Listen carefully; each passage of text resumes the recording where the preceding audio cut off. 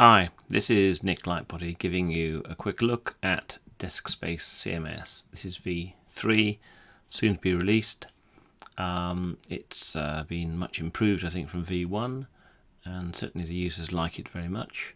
And we work in it every day ourselves, developing different sites for different people and supporting users with their own sites. So here we are in the site manager. Okay. So we can scroll up and down. This site's actually got about 100 or so pages on it at the moment. 106 it says there. We can search the entire site for up to 5 words or phrases. We can set the default theme for the site here by selecting from the various themes available. We can search here and just see pages that we've marked, ones that we've recently edited. By merely clicking on that button we get that set like that. We can also sort the columns based on, say, the name or the group. The group is the normal one. That's the way that we control how the pages appear in the site index and in the menus. So let's take a look at this page. So here's what it actually looks like. Let's just use as much of the screen as we can on this occasion. So on the left we've got the content, on the right we've got how it looks, how it's internally rendered within the app.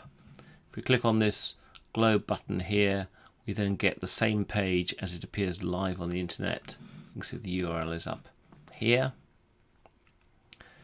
If you want to look at that page in a different theme, you can just change the theme like this, and if it's got some useful stuff in it, it'll look all different, providing of course we're looking at the right thing. So there we are. So there's the actual local rendering, and here's a couple of different looks depending on which themes we happen to be using, but right at the moment we are using that theme there, which is theme number 8. That's the current one we've got selected. Now if we look at the same page narrower, let's see what happens to it. If you look carefully, as it gets narrower, the text actually all gets a bit bigger, as well as repositioning. Then it goes to single column, and it means when you get down to small mobile phone size, you still have something which, unlike many websites which claim to be responsive at the moment, this is entirely and easily legible on your small handheld device. But equally, on a big screen, it'll behave appropriately as well. Let's look at how we do that. So, behind the content, we've got other content. This is where the meta description and footer, etc. are all kept. A lot of the stuff is automatically generated. You can then edit it manually yourself. You try and make it easy as possible for you. Look at the controls here. We can see that there's actually 1, 2, 3, 4, 5. So there's a base, small, medium, large, and extra large. So there's 5 different sizes of fonts for different media widths. What that means is, in technical terms, that we've got 4 media breakpoints. And the 4 media breakpoints come between base and small, small and medium, etc. If we look at page behavior, here we can set where those breakpoints are. So if we want to do it differently and break at different points, then we just change the numbers there and everything changes. We can also, on any given page, the page is controlled by the theme. The theme we're set at the moment, we know it's currently theme number 8. But if we change something in one of these areas called page override, we can see it there. You can see page override there under menus and so on, and here for the whole page. We can change the way that just one page behaves. So if, for example, on this particular page, you wanted to have the left column 50% wide rather than 61.7 golden ratio, change it like that and it's changed. Okay, we want it to be 25% wide. Fine, it looks like that. take it out, and it goes back to the theme setting. If we change the theme here, it'll change every page on the site, because that's changing the theme that controls every page, unless it's got a manual override. If it's got a manual page override, whatever you put in will then be what you get. So you've got a lot of flexibility there.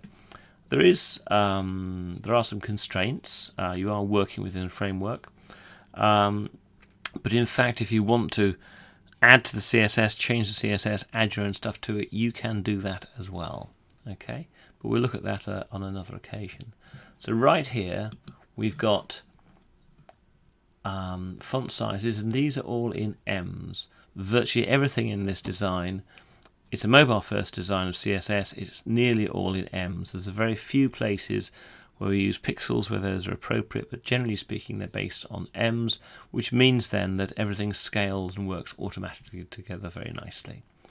So we've got a very simple-looking site here. We've got Gil San down to Calabria, Sans Serif, depending on what's on your machine. You all know, I'm sure, that the fonts that you render in your browser are basically what's on your machine.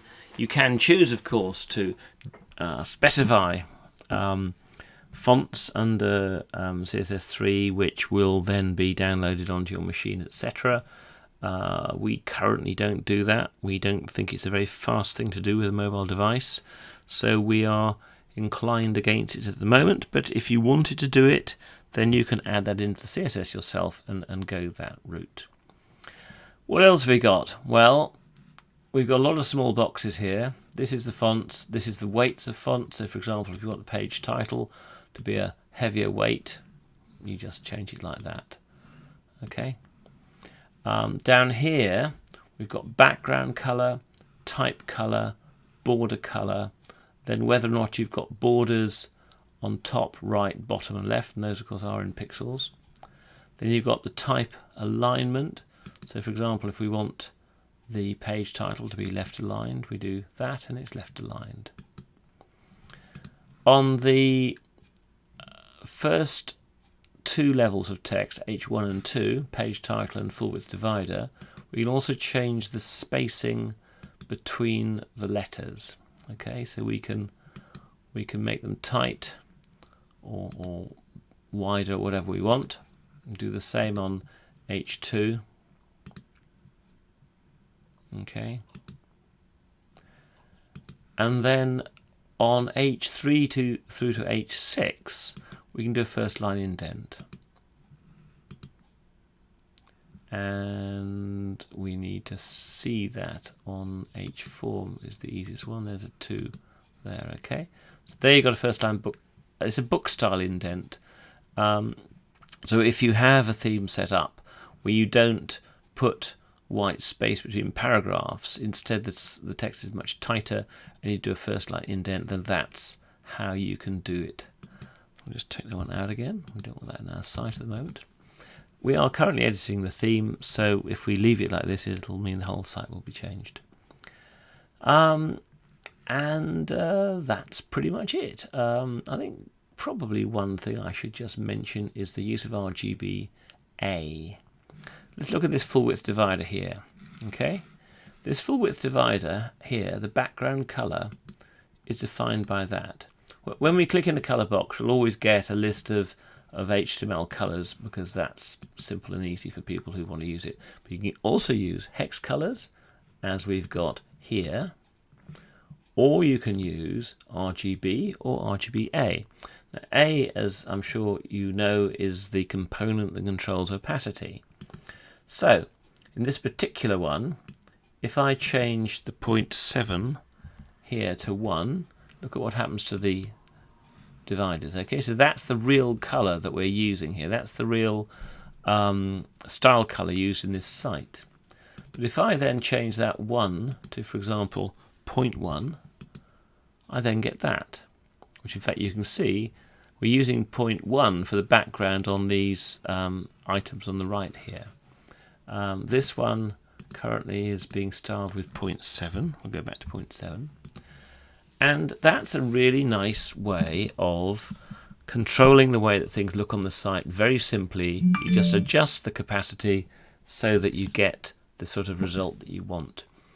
and you can also use it as an overlay. If we look at the top section of the site here, we've got a background image. Okay, the background image is sitting there in the CSS as a background image, which means it can't be pulled out.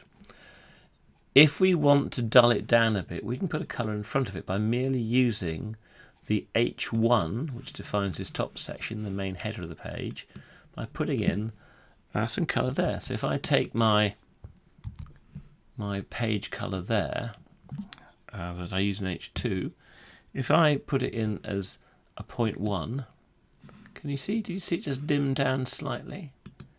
If I put it in as maybe a 0.3, you'll see it rather more. Okay, so what I've done there is I've dimmed down my background image to give myself better contrast for my text or whatever's going to go in front of it. And that's a really useful technique. There's so many sites where you put in a really great background image, but the text on top of it doesn't quite work. You don't want to get involved in shadows and stuff like that, which is complicated and can be a bit slow as well to render. So a very easy way to do it is to put a wash of translucent colour, whatever colour you like obviously, but it may well be a colour that fits in with your theme, with your style. Put that in on top, and you've then got control and the ability to push that image into the background. Okay, I think that's all we can usefully say here. That's a very quick review of what you get in DeskSpaceCMS. Download it and try it. It's free to try. It's free to use on a small scale, and if you want to buy a license, then the license is pretty cheap. Cheers.